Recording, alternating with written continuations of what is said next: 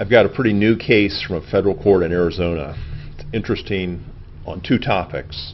One is, what exactly is protected by a statute, Title VII, that prohibits discrimination because of sex? We've talked about that before.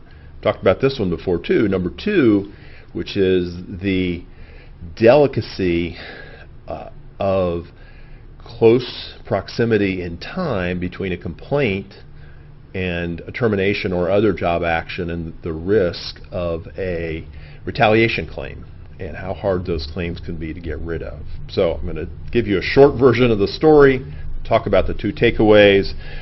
This is a case where an individual was hired. It was a sales environment, hired on June 6th, 2016, terminated on June 17th of 2016, 11 calendar days later.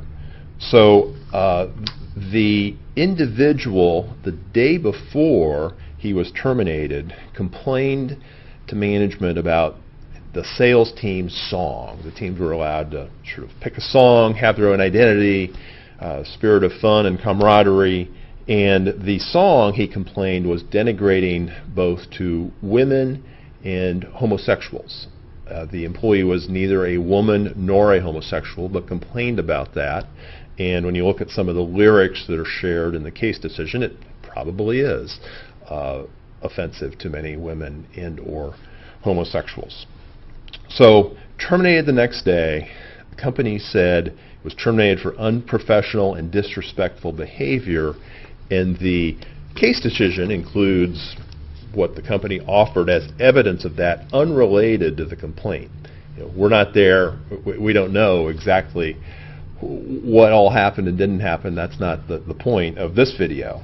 So brought two claims. One is hostile environment, hostile work environment, by playing this music demeaning to women and homosexuals. And secondly, retaliation. So the court dismissed one of the claims on summary judgment, did not dismiss the other claim on summary judgment. If you've been paying attention and seen some of these other videos, you probably know how that's going to break down.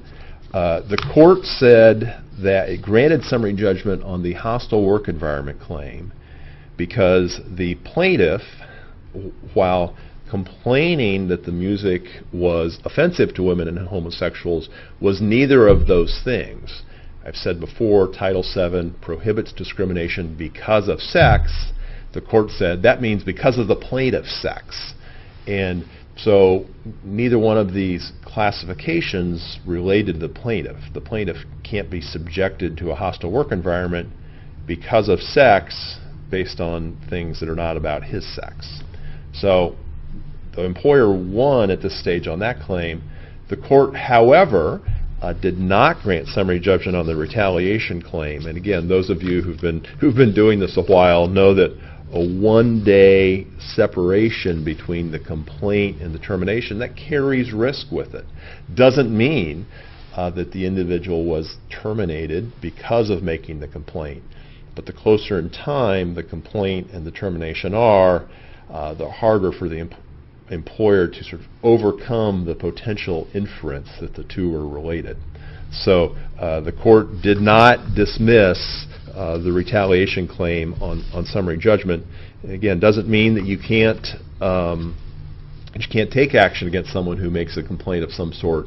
Just have to be very careful about it. And the other thing to underscore here is that that whole analysis I talked about because of sex, that doesn't apply in the retaliation stage. You've made a complaint, you've got a right under the statute to make a complaint, and you're complaining about the work environment. You may be complaining about behavior that affects others and not yourself, but you still can't be retaliated against for that. So there's not the sort of technical reason that the claim can't be sustained that you had with respect to the first claim.